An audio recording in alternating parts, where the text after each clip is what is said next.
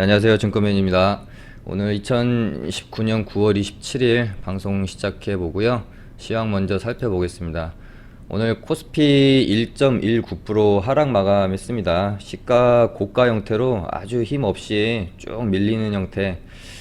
어느 정도 예견은 할 수 있는 하락이라고 봐야 되는 거고요. 사실상 여기서부터 여기까지 이렇게 이제 쉬지 않고 올랐는데 이 정도 하락은 당연한 하락이라고 봐야 되죠. 근데 여기서 이제 더 떨어지느냐, 21선 부근에서 이 정도 구간에서 이제 잡고 돌리느냐가 이게 좀 중요한 포인트가 될 것 같습니다. 근데 사실 코스피가 여기서부터 이제 여기까지 오르는 과정 안에서 어떤 시장 참여자들이 모두 인정하는 그런 상승이었냐라고 생각을 하면, 물론 낙폭과대에 의한 상승이기도 했지만 사실 한 요 정도 마디는 연기금에 의한 상승이었다고 봐야 되겠죠. 거의 매일 몇천억씩 계속 샀죠.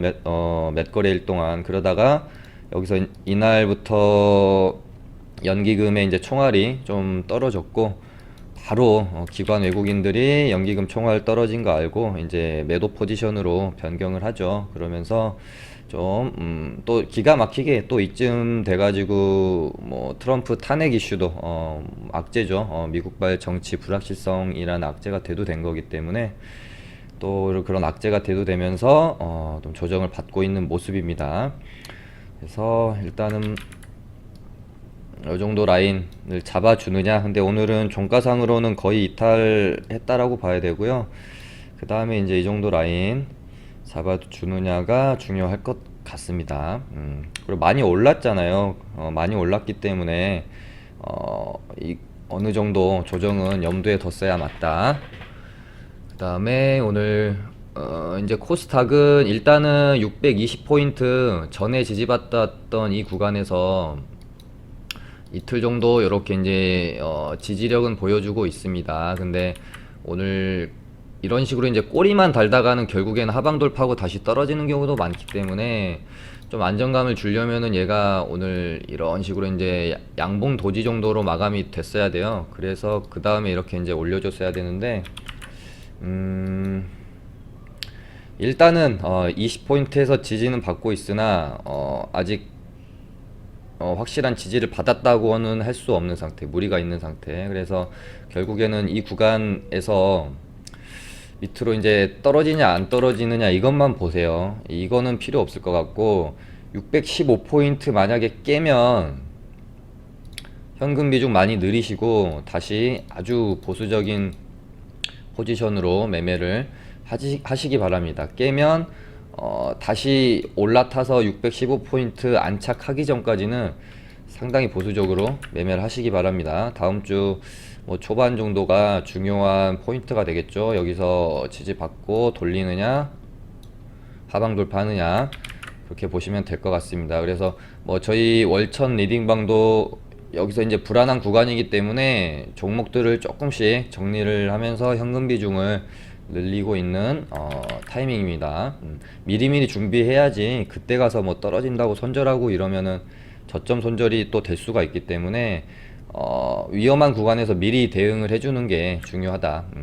네, 그 다음에 저희 리딩반은 오늘 두 종목을 매매를 했습니다. 부산산업, 어제 제가 대북주 조정 구간, 조정 타이밍에 잡아 들어갈 것들이 있고 저희 리딩반도 몇 종목 가지고 있다라고 말씀드렸죠. 어제 방송 보시면 알 겁니다. 저희는 부산산업과 이제 다른 종목 하나를 가지고 있었어요. 하나는 홀딩 중이고 부산산업은 오늘 익절을 하고 나온 겁니다. 그래서 얘가 저희가 요때부터 이제 접근이 들어갔어요. 요날 이제 조정본부터 뭐 11선 구간부터 해서 분할 매수가 들어갔고요. 요렇게 15일선으로 이게 3분봉으로 볼까요? 예. 여기가 아마 제 기억으로 11선이 요렇게 이제 있었을 거예요. 그래서 11선 눌림목으로 1차적으로 1차 매수가 들어갔고, 근데 눌림목 지지 받는 척 하더니 이제 이탈을 하죠. 그래서 이 구간에서 저희가 분할 매수로 2차 매수가 들어갔습니다. 2차 매수가 들어갔던 타점은 요 타점이 되겠죠. 그러니까 지지 구간이 두 개가 나옵니다. 요렇게 이 박스권에서 요렇게 기준봉이 출현하고 기준봉 1일차에 캔들을 하나 만들면 이 1일차 캔들이 상당히 중요한 역할을 한다고 했습니다. 그래서 박스권을 이렇게 그리면서 가는데 이 1일차의 꼬리를 빼고 이 시가 부분 몸통이 형성되는 부분들에서 1차적인 지지점이 있을 수 있고요. 하나 더 밀린다면 아마 1일차의 저가 부근인 이 부근에는 지지기를 받을 수 있는 상황이었죠. 그래서 저희가 11선에 1차 매수 들어갔다가 밀리는 상황에서 일단 이 몸통 부분에서 추가 매수가 들어갔다. 다행히 더 밀리지는 않고 슈팅이 오늘 13%, 13.5%짜리 급등이 나왔습니다. 그래서 저희는 매수해서 급등 나오는 구간에서 이제 잘 입절을 하고 나왔고요. 뭐 이제 더 가긴 했는데 제가 오늘 리딩방에서도 월천 리딩방에서도 멘트를 드린 게 있지만 이 트레이더는요, 내가 아는 만큼만 먹고, 내가 글씨도 못 쓰는데 이거를 계속 쓰고 있네요. 죄송합니다. 내가 아는 만큼 먹고 내가 감당할 수 있는 만큼 손절하는 이 두 가지 행위를요, 그냥 정말 기계적으로 반복하는 행위입니다. 이 트레이딩 매매라는 것은요. 제가 부산산업의 어떤 반등 길이를 내가 예측하는 부산산업의 반등 길이는 대충 이 정도가 됐어요. 그러면은 여기서 일단은 끊어내는 게 맞지, 이 이상 갈지 여기 맞고 이렇게 떨어질지는 제가 아는 영역이 아니에요. 제가 부족한 거죠. 그러니까 이 영역은 내가 모르기 때문에 먹을 수가 없는 영역입니다. 근데 내가 알지 못하는 구간, 더 오를지 맞고 떨어질지 모르는 영역에서 내가 돈을 베팅해서 홀딩을 한다. 이거는 사실 운에 맡기는 매매라고 할 수밖에 없죠. 물론 이제 제가 어떤 리딩이 아니라 개인 매매라면 절반 정도 팔고 호가창 보면서 실시간으로 대응이 가능하니까 사실은 좀 더 먹을 수 있는 부분이 있어요. 근데 이 리딩이란 거는 시간차가 너무나 존재하기 때문에 미리미리 좀 이렇게 해야 되는 부분이 있어서 좀 적당히 이렇게 먹고 나오는 부분은 있으나, 아무튼 이 단기 매매 트레이딩을 하시는 분이라면 제가 방금 말씀드린 이 말을 꼭 기억하셔야 돼요. 그러니까 투자금도 마찬가지죠. 이 주식을 내가 얼마만큼의 투자금을 가지고 할 것인지도 사실은 내가 아는 만큼입니다. 내 주식 실력만큼 투자금을 투입하는 게 맞죠. 그리고 그 돈을 가지고 내가 아는 만큼만 먹고 나오시고, 내가 감당할 수 있는 만큼 선에서 손실폭을 더 키우지 마시기 바랍니다. 이렇게 아무튼 먹고 나왔고요. 그 다음에 흥구석유는 저희가 오늘 반등 때 아주 정말 손실폭을 확 줄여서 깔끔하게 이제 손절은 했지만 깔끔하게 손절을 하고 나왔거든요. 흥구석유 이번 저희가 하는 매매는 진짜 공부가 많이 되는 매매라고 생각을 해요. 오히려 수익 낸 매매보다 이런 매매들이 훨씬 공부가 많이 되는 겁니다. 흥구석유를 저희가 9월 19일이니까, 그러니까 얘가 유가 급등 재료로 사우디 원전이 이제 드론에 의해서 피격당해 가지고 유가가 급등하면서 이 현상을 때리고, 근데 이 유가 급등이라는 재료 자체가 바로 죽어버렸어요. 한 이틀 정도 뜨겁다가 이제 유가 가격이 바로 좀 안정세를 찾아가고, 뭐 트럼프도 개입을 많이 하고 이러면서, 그리고 뭐 최근에는 사우디 그 피격당 원전 시설이 거의 회복이 됐고, 뭐 9월까지는 완전히 회복될 거다라고 되니까 재료 자체가 완전히 죽는 거죠. 그래서 저도 이제 들어가면서 사실은 약간 재료에 대해서 판단 미스가 좀 있었던 것 같다라고 생각을 했기 때문에, 매수 시점부터 제가 생각하는 이 흥구석유 매매의 관점은 수익을 내자가 아니라 손실 최소화하고 나오자라고 아예 매매 전략이 바뀌는 겁니다. 이렇게 돼서 저희가 19일 이 눌림부터 매수가 들어갔어요. 그래서 그 다음에 추가 매수가 25일이니까 25일 이때네요. 이때 점상 먹었던 이 종가 구간에서는 어느 정도 반등이 좀 나올 수 있다라고 생각이 들어서 이 구간에서 좀 분할 매수가 더 추가 매수가 좀 더 들어갔고, 근데 한 템포 더 밀립니다.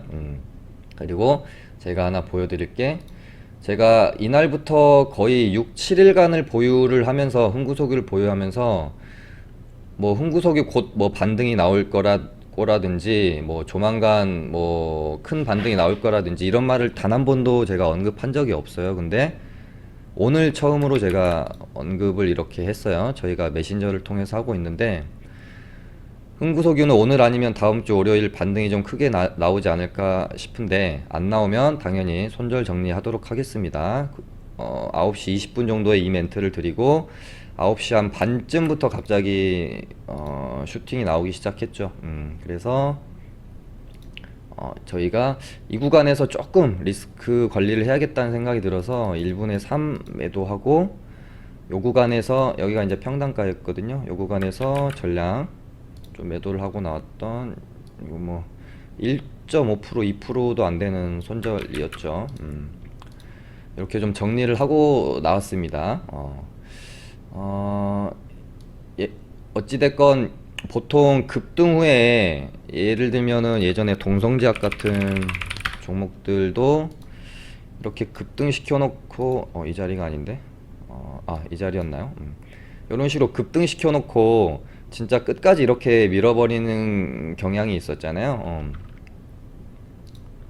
여기서 이렇게 이제 밀어놓고, 여기서의 요 정도 반등이 거의 요때 반등 한 번이랑 요 정도 반등이 다였기 때문에, 흥구석유도 이렇게 될 가능성이 충분히, 우리가 무조건 없다라고 말할 수 없잖아요. 왜냐하면 물론 흥구석유는 뭐 세력조차도 조금 물량 정리가 완벽히는 되지 않았을 수 있다라고 생각을 했고, 그런 어떤 뭐 확신까지는 아니지만 이렇게 죽기는 좀 힘들다. 최소한 제가 한 7에서 8% 이상권의 반등 한 번 정도는 나온다라고 생각하고, 어찌됐건 이 매매는 손절 매매가 맞아요. 이미 저는 마음속으로 정해놓은 거죠. 흥구석유 이 매매는 이미 손절이다. 근데 떨어질 때 손절치고 내가 손절하고 나니까 저점 손절돼서 날아가는 게 아니라, 반등 시에 손절을 해야 되는 거거든요. 그러니까 개인 투자자분들이 정말 많이 좀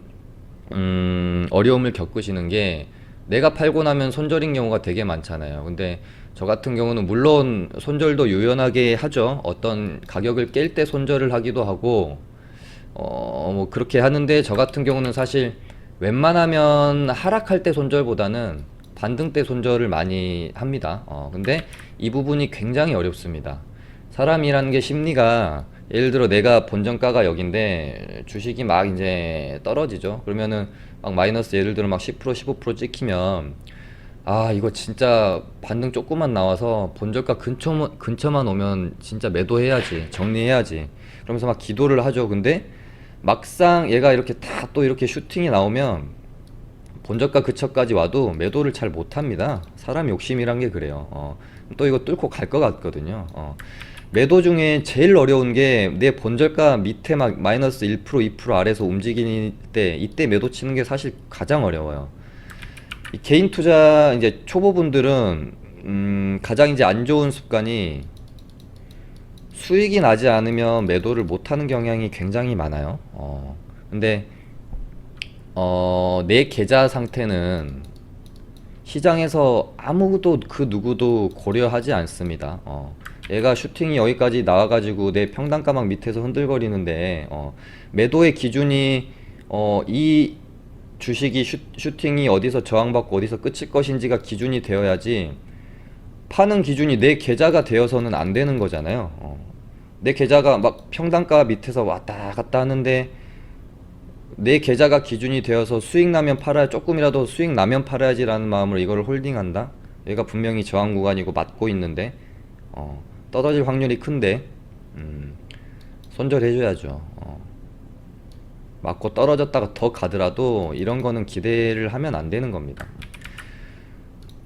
그래서 오늘 흥구석유를 매매를 하면서 저도 우리 단기 매매 하시는 분들이 물려서 이렇게 못 빠져나오는 경우 굉장히 많잖아요. 그리고 이렇게 단기 매매 하다가 이렇게 물리는 경우 보면 복귀를 한번 여러분들도 해보시면 빠져나올 수 있는 기회조차 한 번도 안 주고 이렇게 줄곧 이렇게, 그러니까 종목 선정만 내가 어느 정도 잘 했다라는 가정하에 내가 막 잡주 막 후발주 이런 거 한 게 아니라 나름대로 시장의 주도주, 그리고 나름대로 시장에서 거래 대금이 실린 어떤 끼 있는 종목들을 내가 매매를 했다라고 하면 정말 얼토당토하는 매매를 하지 않는 이상, 분할 매수를 하면 웬만하면 정말 손실을 최소화하고 빠져나올 수 있는 기회는 대부분 줍니다. 근데 우리가 그 손실을 최소화할 수 있는 기회에서 욕심 부려가지고 매도를 못하는 것 뿐이죠. 아무튼 오늘 저희 리딩반은 이제 하나 익절, 하나는 손실 최소화해서 이렇게 좀 나왔고요. 그 다음에 뭐 지금 시장은 돼지열병 관련주랑 대북주 뭐 두 개밖에 지금 볼 게 없잖아요. 두 개만 보면 된다.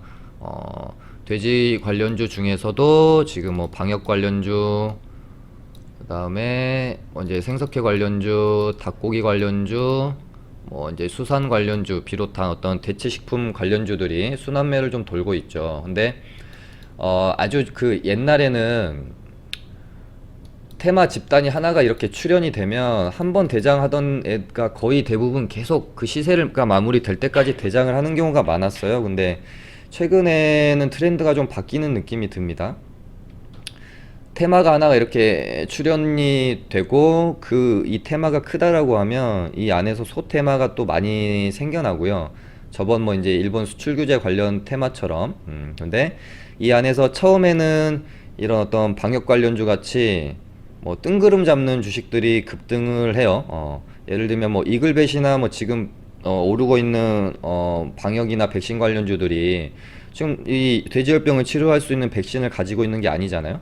그렇기 때문에 사실은 뜬구름 잡는 주식들인데 일단은 급등을 하고, 그 다음에 점점 어디로 옮겨가냐면 이 테마로 인해서 정말 실질적으로 반사이익을 얻어서 매출로 연결이 될 수 있는 종목들로 이 테마가 점점 힘이 옮겨갑니다.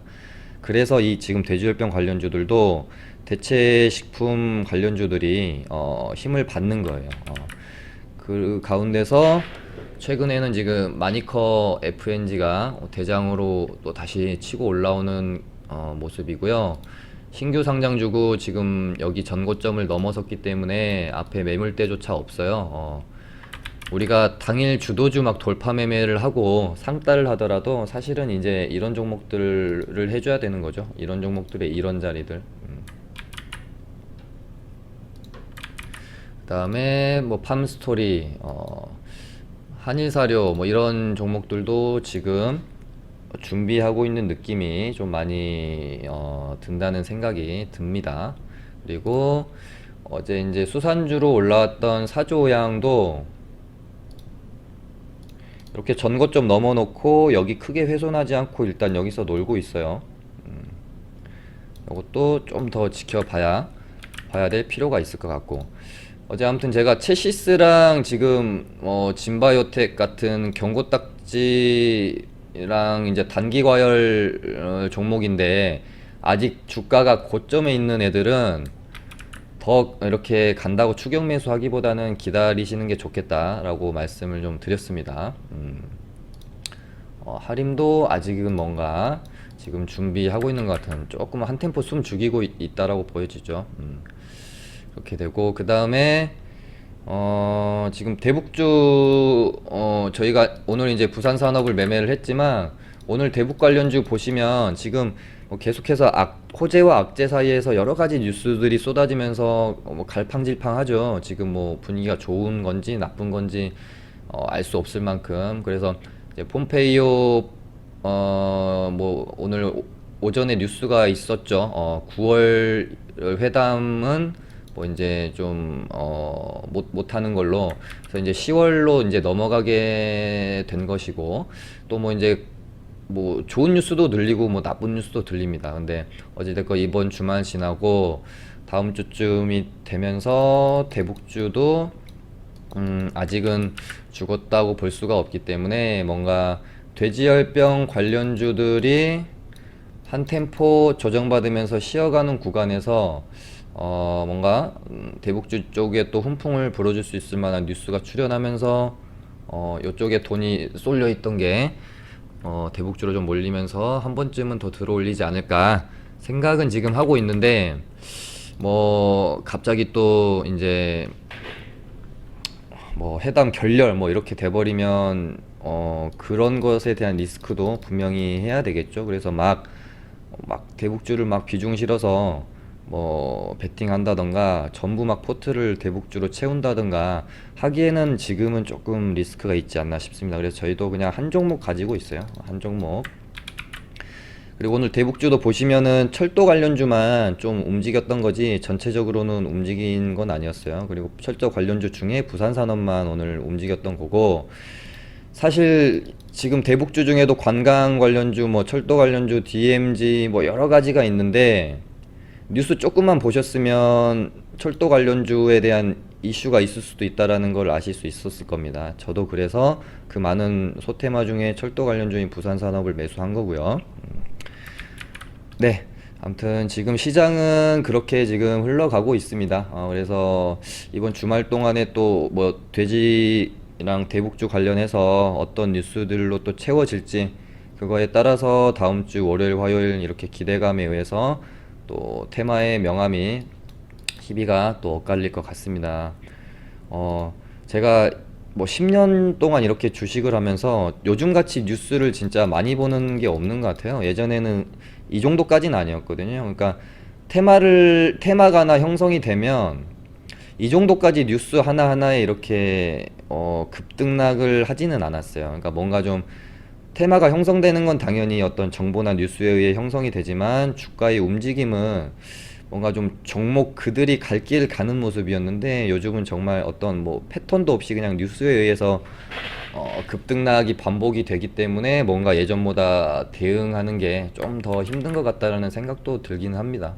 그만큼 시장도 점점, 그러니까 개인 투자자가 똑똑 스마트해지고 주식을 이렇게 공부를 열심히 해서 발전을 하는 만큼 시장도 그만큼 어려워질 수밖에 없는 거죠. 오늘은 이렇게 해서 맞춰보도록 하고요. 주말 잘 보내시기 바랍니다. 감사합니다.